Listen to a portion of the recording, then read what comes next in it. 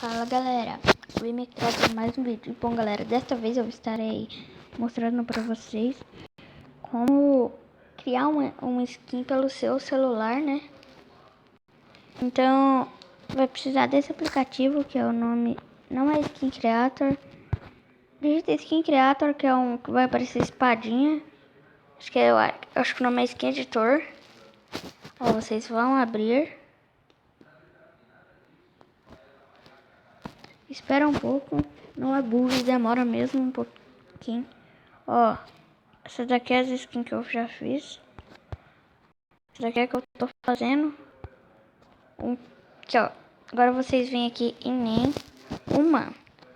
Aí vai aparecer assim, só isso. Aí vocês começam a fazer a skin. Ó.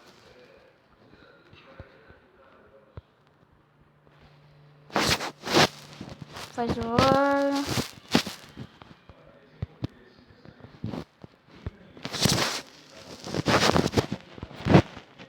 Viu?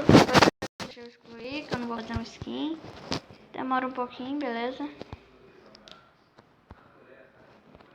Agora vocês, se quiser editar uma skin, digita Minecraft username, nome da skin, me seguir. Parei, deixa eu digitar. Aqui, ó.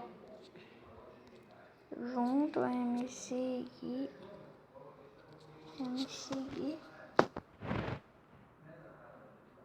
Essa aí vocês começam a editar, ó.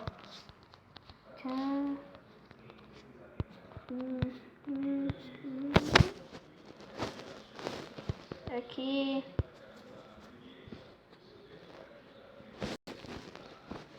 Viu, galera? Então é isso, espero que tenham gostado. Se gostaram, deixa um like. Valeu, tchau e fui!